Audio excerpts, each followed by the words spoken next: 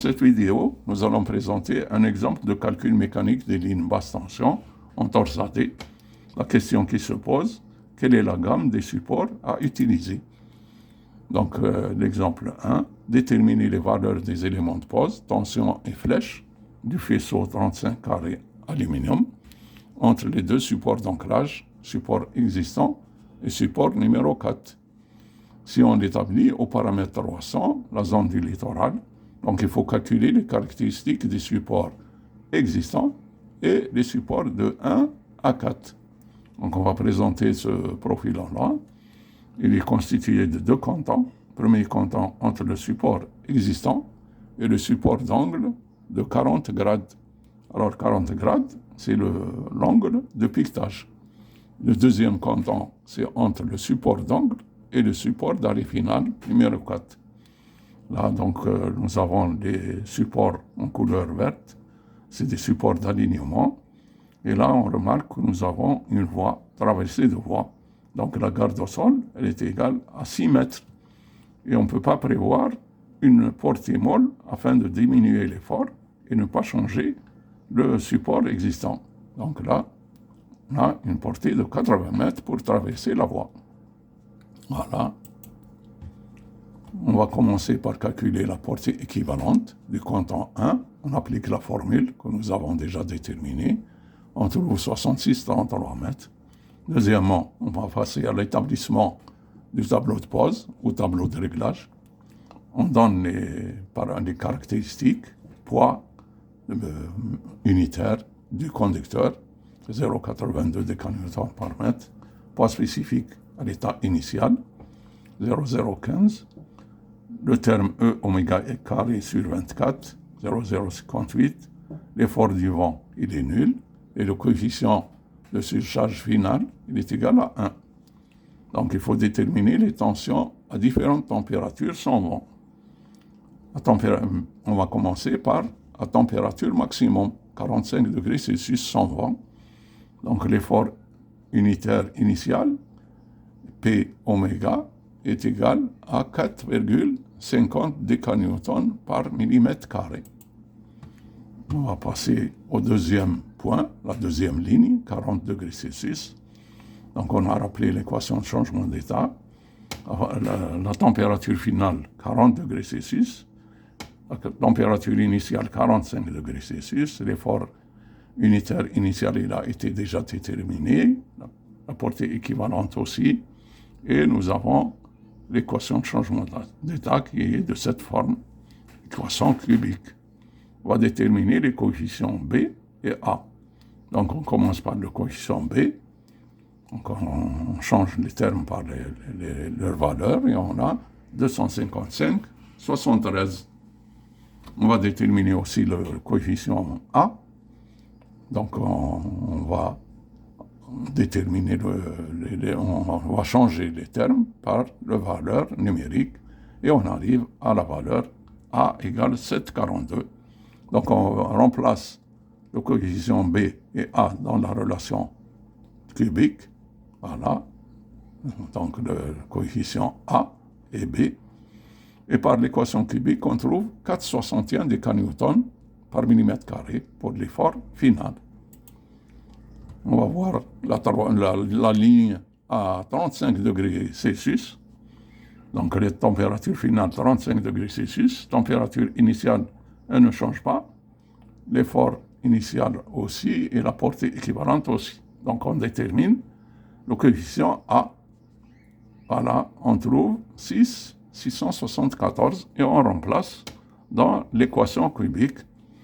Donc, par l'équation cubique, on trouve 4,73 décanewtons par millimètre carré pour l'effort final unitaire. Voilà. Donc, on va voir la dernière ligne, moins 5 degrés Celsius. Donc, par application de l'équation de changement d'état, nous avons la température finale, moins 5 degrés Celsius. Température initiale, elle ne change pas. Effort initial aussi, la portée équivalente aussi. Et on détermine le coefficient A. On trouve 0,97. On change les coefficients A et B dans la relation cubique. Et par l'équation cubique, on trouve 6,03 décanewtons par millimètre carré. Voilà. Maintenant, on va voir un tableau de pose sous forme Excel. Donc, nous avons une feuille Excel qui va nous permettre de déterminer les efforts unitaires à différentes températures. Et ensuite, la colonne de la flèche qui est déterminée par la formule F égale A carré oméga sur 8T, sans oublier que A, la portée de réglage, est de 80 mètres. Ensuite, l'effort total égale l'effort unitaire multiplié par la section du neutre porteur. Voilà, donc cette feuille Excel, on lui donne le numéro de comptant, la section de la phase du faisceau, le paramètre, la portée équivalente, la portée de réglage, et la feuille va donc calculer les efforts unitaires, la flèche et la tension totale. Là, nous avons mis en gras ces valeurs-là pour montrer que ils ont été déjà calculés, on a trouvé les mêmes valeurs, donc c'est bon. Continue, effort sur le comptant 1. Hypothèse A, donc on va rappeler l'équation de changement d'état, on détermine les coefficients, tous les coefficients. Là où nous avons déterminé l'effort initial qui a été déjà calculé, la portée équivalente, l'équation est de la forme cubique. Donc on détermine le coefficient B, nous avons donc 1125,35, et le coefficient A, on trouve 4,54, on les remplace dans la relation cubique, et par l'équation cubique, on trouve l'effort final à l'hypothèse A, 9,08 décanewtons par millimètre carré. De même, à l'hypothèse B, on trouve 6,91 décanewtons par millimètre carré. Donc on s'aperçoit que l'effort le plus défavorable, il est à l'hypothèse A. Voilà. Maintenant, on va passer à l'effort appliqué au support. Donc on va commencer par le premier, le support existant. C'est un support d'arrêt. La hauteur du support, on va déterminer donc la hauteur. Il ne faut pas oublier que la garde au sol est de 6 mètres parce que c'est une traversée de voie. Donc on détermine la flèche, on trouve 2,67. La hauteur totale, on trouve 10,18. Et l'effort du conducteur sur les supports, on rappelle les caractéristiques du comptant. Et par application de l'équation de changement d'état, on trouve donc 9,08 pour l'hypothèse A et pour l'hypothèse B, 6,91 que nous avons déjà calculé. On détermine l'effort total, l'effort unitaire multiplié par la section du câble porteur. On trouve 496 décanewtons. On vérifie le coefficient de sécurité, charge de rupture sur l'effort, sur le conducteur. On trouve 3,34. Il est supérieur à 3, donc c'est bon. Donc on va choisir un support béton de 11 mètres, 630 efforts, 630 décanewtons.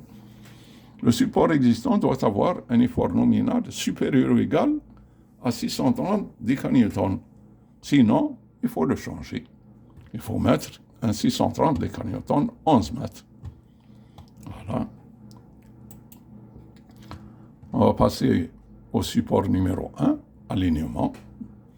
Donc, hauteur identique au support existant, parce qu'il est le support numéro 1 et les supports existants sont en part et d'autre de la voie. C'est une traversée de voie. Voilà, donc on détermine l'effort du vent à l'hypothèse A. On trouve 90 décanewtons. Donc là, on est en région rurale. On peut ajouter donc l'effort d'un branchement, 50 décanewtons.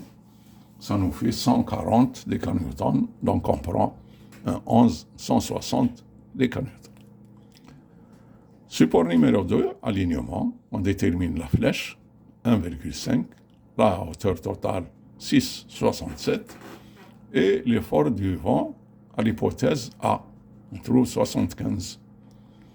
Donc voilà, 75, on peut lui ajouter 50, ça fait 125. Donc on peut prendre 9 mètres, 160 béton. Support numéro 3, en angles, portées différentes. Donc l'angle est de 40 grades, c'est un angle de piquetage. Donc hauteur identique au support numéro 2, hauteur 9 mètres. Et là, puisque nous avons les portées qui sont différentes, la solution graphique s'impose. Donc nous avons un théorème de Cauchy, qu'on peut le voir sur Internet, qui permet de déterminer la résultante des deux efforts analytiquement. Donc voilà, donc nous avons l'effort au canton 1 et au canton 2, au calibré défavorable, c'est l'hypothèse A. Donc nous avons calculé et on détermine la résultante. Ça, c'est la relation analytique pour déterminer la résultante. Donc on trouve 303,89 décanewtons. Et l'effort du vent, à l'hypothèse A, on trouve 83 décanewtons. Voilà, on détermine donc FV cosinus carré 20 degrés Celsius, de 20 grades. Donc on a 83 fois 0,900, ça fait 75. Et on fait la somme de l'effort calculé plus l'effort du vent. On trouve 379 décanewtons. Donc on prend un support béton 9 mètres 400. Voilà, on se rappelle donc l'effort calculé analytiquement, 303,89 décanewtons. Donc on va examiner la solution graphique sur AutoCAD. Donc on a l'angle de piquetage, c'est 40 grades. Donc là, nous avons l'effort, le premier effort, le deuxième effort, et on détermine la résultante. On trouve 303,88. Donc là, le calcul analytique par la résultante, nous avons trouvé 303,89 et ici, nous avons trouvé 303,88. L'erreur est du centième, donc elle est acceptable. Voilà. On va passer au support numéro 4, support d'arrêt final. On détermine la flèche, 1,04, et la hauteur, 6.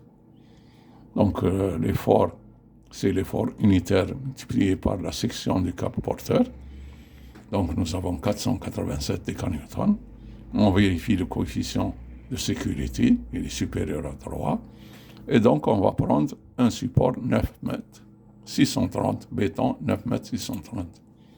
Et pour plus d'informations, nous vous invitons à visiter notre site web. Et vous pouvez nous contacter à l'adresse email suivante. Et la prochaine vidéo sera le calcul mécanique des lignes HTA. Donc on vous offre quelques fleurs et on vous remercie de votre attention. Et on vous dit au revoir et à la prochaine fois, Inch'Allah.